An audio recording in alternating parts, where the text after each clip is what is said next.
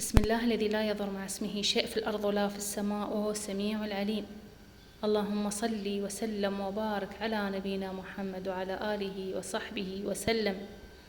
بسم الله بدينا، وعلى النبي وعلى آل بيته الطيبين الطاهرين صلينا. شلونكن بنات؟ شلون الصحة؟ شلون الأحوال؟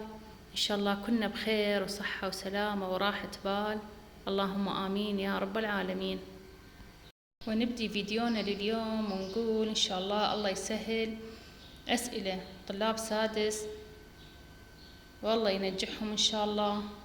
واكتب بالتعليقات اللهم صل وسلم وبارك على نبينا محمد وعلى آله وصحبه وسلم حتى الله يسهل امتحاناتهم. وهذا الجريش بنات حتى نسوي كبة مال جريش ويا مرقة حمراء، قلاصين جريش ناعم ونص قلاص برغل ناعم. وهذا الجريش هيك شكله بنات. أول شي تحطين ملح وبعدين مي دافي من المغسلة، إذا ماكو تدفين مي شوية، لازم مي دافي بنات على مود ينقع الجريش ما يصير بارد. وهنايا نقعته وخليته ورا شوية جيت نقعان، وبعدين قمت أعجن بيه. وتعوفين العجين بين ما تسوين البصل وتسوين الحشوة، وكل شوية تجين تباوعين إذا صاير هيجي متماسك يعني هاي العجينة تمام، إذا ما متماسك لا شوية تحطين، يعني شوية شوية بنات، مو مرة واحدة تحطين المي، لا إذا تحطين المي ما راح تقدرين تسيطرين عليه، راح يصير مرج.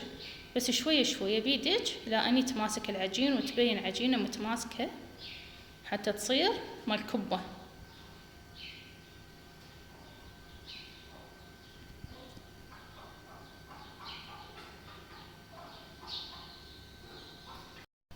وهنا يا بنات العجينة كملت، وهسه راح تقدرين تسوينها كرات حتى تحطين بيها حشو وتسوين كبة.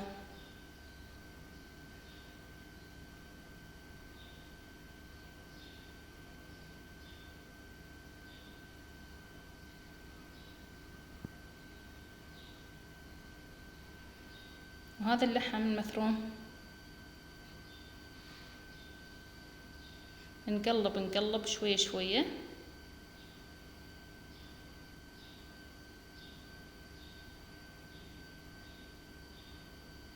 وبعدين نحط بصل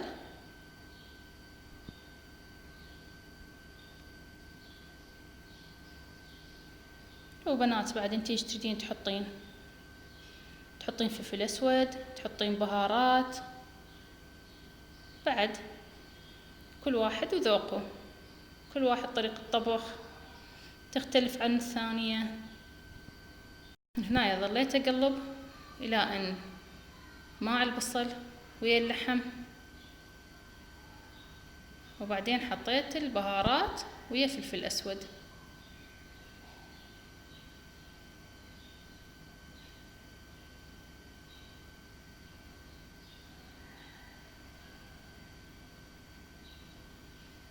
وبنات المرقة إذا تريدينها، أنا هنايا سويت بوتيتا والله ويا دهن ومي، سلقتها على مود لا تصير قوية. وإذا انت تريدين تحطين سلج إذا عندك هم يصير والله، بس سلج طيبة في المرة إذا متوفر سلج. شوف بعد كل واحد هو طريقة طبخ، يعني كل واحد يختلف. وهنايا قام يفور المرق. إذا عندك طماطة هم تقدرين تعصرين بالخلاط أو بيدك، بس لا يعني هيجي تعصرين وتحطين ويا المعجون. وهنايا تحطين ثوم على مود نكهة يصير طيبة.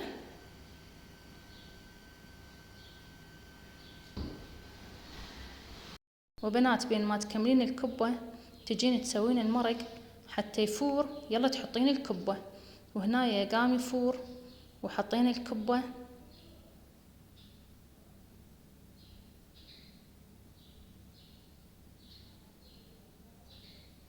وهنايا قامت تفور الكبة بالمرق. إذا تطفو فوق معناتها يعني مستوية،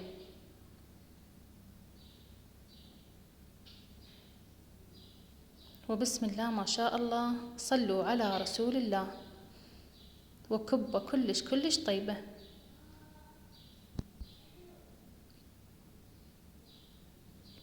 وطبعا بنات ويا الكبة خبز حار، وهنايا خبزنا وخير ونعمة من رب العالمين، وخبز حار ويا الجو حار، والله يديم النعمة إن شاء الله. وبنات فضلا وليس أمرا، حطن لايك واشتراك وسووا مشاركة، وانزلن على التعليقات صلن على النبي واكتبن تعليق حلو مثلكن، وإن شاء الله الفيديو ينال إعجابكم.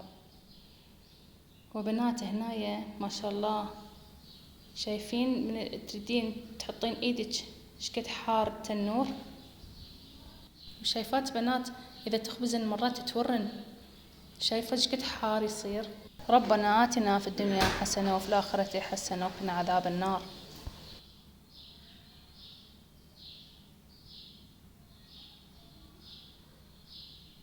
وهاي الكبة ويا خبز حار، وسهمنا وسهمكم العافية. وما شاء الله صلوات على النبي. اللهم ديم النعمة واشبع كل جوعان وساعد الفقراء. وأذكركم بالاستغفار، أستغفر الله رب العظيم وأتوب إليه.